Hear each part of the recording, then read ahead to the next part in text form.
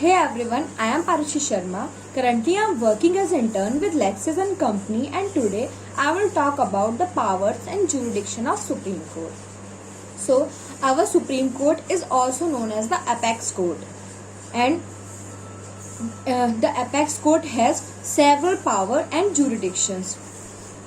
And the main powers and jurisdictions which are given to our Supreme Court by Constitution and law are we will discuss them in detail. So the first jurisdiction of Supreme Court is the original jurisdiction. Let's suppose there is a dispute between center and any state. For example, if it is a matter between a state of Uttar Pradesh and the central government of India center.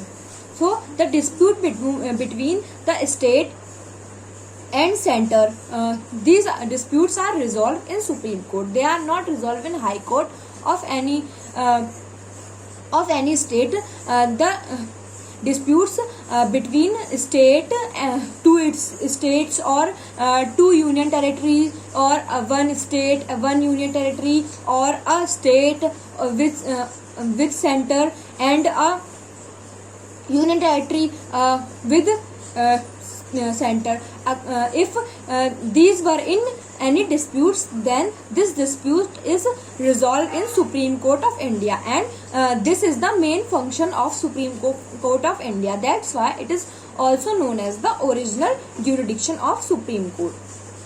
Next jurisdiction of Supreme Court is the appellate jurisdiction. So the appellate jurisdiction means that the Supreme Court is the highest court of appeal. For example, someone filed a case in a subordinate court, and after judgment he is not satisfied with the judgment of the subordinate court, then he can appeal in the High Court. And if after the judgment of the High Court, even if he is not satisfied, then he can further appeal to the Supreme Court, and it is the last step. There is no authority above Supreme Court, and that's why it is the last and the highest court of appeal. That's why this power of Supreme Court is known as the appellate jurisdiction, because anyone can appeal in Supreme Court, whether he is a citizen of any state or any UT. He can appeal in Supreme Court if he is not satisfied with the judgment of the lower courts. The next is the writ jurisdiction. There are 5 types of writs which are issued by Supreme Courts.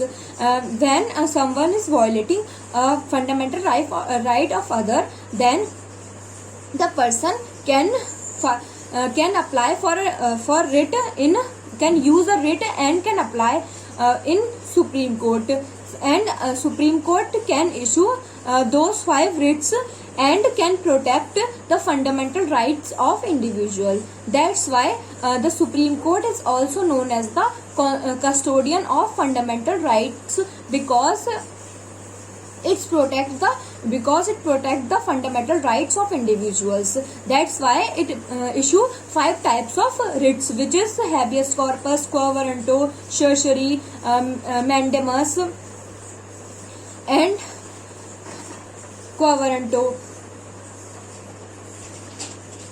and one more, which is prohibition. So these are 5 writs which are issued by Supreme Court, and this jurisdiction of Supreme Court is known as writ jurisdiction. Next jurisdiction is advisory jurisdiction. Yes, Supreme Court of India can aid and advise to the President if he asks for that. If President want advice or consultation of Supreme Court, then Supreme Court can provide the aid and advice to the President, but the advice and aid of the Supreme Court is not binding on President. President can reject the advice of Supreme Court, and this jurisdiction is known as advisory jurisdiction, because in this jurisdiction Supreme Court acts as a advisory body. The next jurisdiction is the judicial review. If any law is passed or amended in the parliament, then it can go for judicial review in Supreme Court, and Supreme Court can review in detail about the act and amendment which are passed or which are being introduced in the parliament. So this is called the judicial review. So these are the 5 main jurisdiction of Supreme Court of India. Thank you.